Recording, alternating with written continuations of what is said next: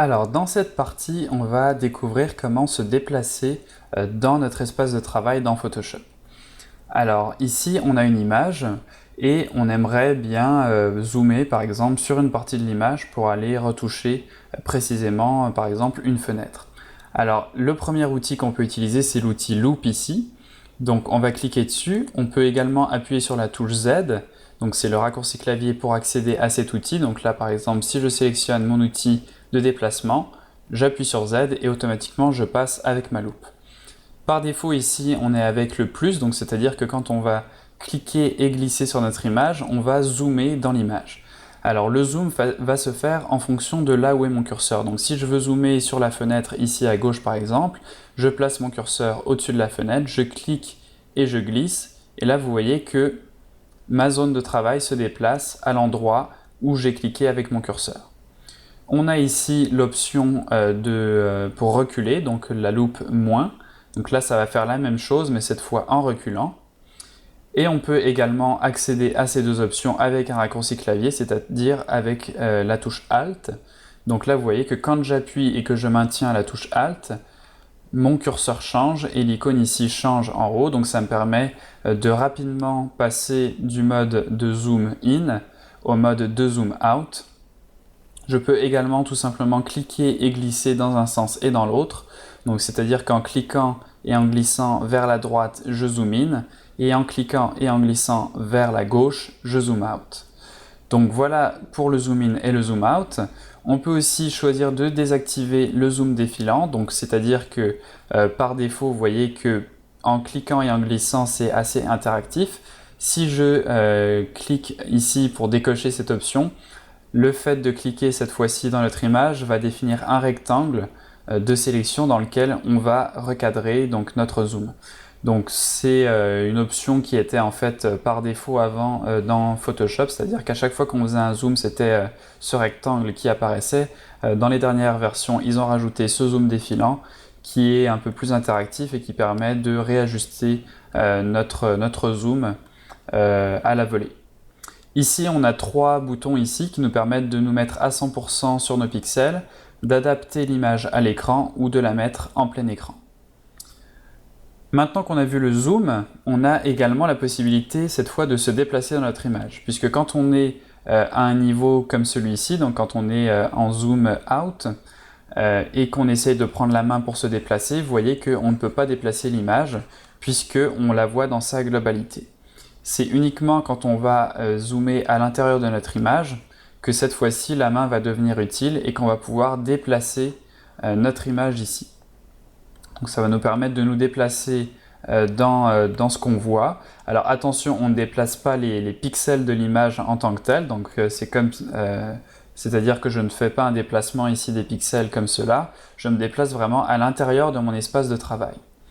Donc là, je vais zoomer à l'intérieur et me déplacer avec la main. On a encore une fois les trois options donc pour se mettre à 100%, pour s'adapter à l'écran ou pour se mettre en plein écran. Alors ces deux outils, ils sont bien pratiques, mais c'est un peu embêtant tout le temps de passer de l'un à l'autre, donc de toujours avoir besoin de cliquer ou d'utiliser les raccourcis clavier pour passer de la loupe à la main. La main, c'est la touche H, donc là si j'appuie sur H, je vais automatiquement sélectionner la main, mais vous en conviendrez, c'est pas très pratique. Par exemple, quand on est en train de peindre, si à chaque fois qu'on veut zoomer quelque part, il faut qu'on retourne sur l'outil zoom pour zoomer, qu'on retourne ensuite sur notre pinceau pour peindre, qu'on retourne sur la main pour déplacer, etc., on va perdre beaucoup de temps.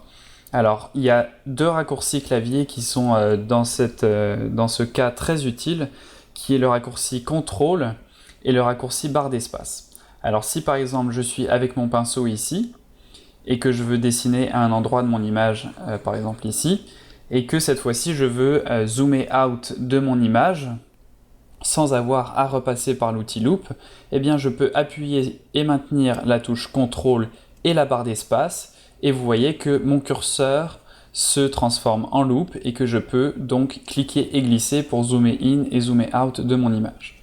En combinaison avec cet outil, on a la barre d'espace toute seule qui cette fois-ci va me permettre d'utiliser la main.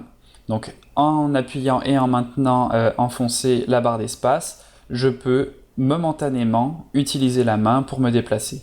Quand je relâche la barre d'espace, je reviens à l'outil que j'avais précédemment de sélectionner. Donc ça marche avec tous les outils, pas forcément avec le pinceau, c'est-à-dire que si je prends mon lasso de sélection, que j'appuie sur la barre d'espace, vous voyez que mon curseur se change en main, je peux donc me déplacer dans ma surface de travail, et si j'appuie sur CTRL et barre d'espace, vous voyez que je peux cette fois-ci zoomer in et out dans ma zone de travail. Dernière chose, je vous ai dit tout à l'heure, donc si je viens avec la loupe pour me mettre en mode d'adaptation à l'écran, donc c'est-à-dire que ma zone ici remplit tout mon écran, et que je prends la main, vous voyez que je ne peux pas bouger ma zone de travail. Donc c'est quelque chose qui peut être embêtant des fois. Pour remédier à cela, on va passer dans un autre mode de Photoshop en appuyant sur la touche F, qui va en fait nous mettre un peu en mode plein écran. Donc c'est-à-dire que la barre des tâches va disparaître, et cette fois-ci vous voyez que si je clique et que je glisse avec ma main, je peux me déplacer dans ma zone de travail. Donc voilà pour la petite astuce, c'est quelque chose qui des fois est pratique. Moi j'aime bien pouvoir me déplacer librement dans ma zone de travail, donc appuyer sur F pour se mettre en plein écran.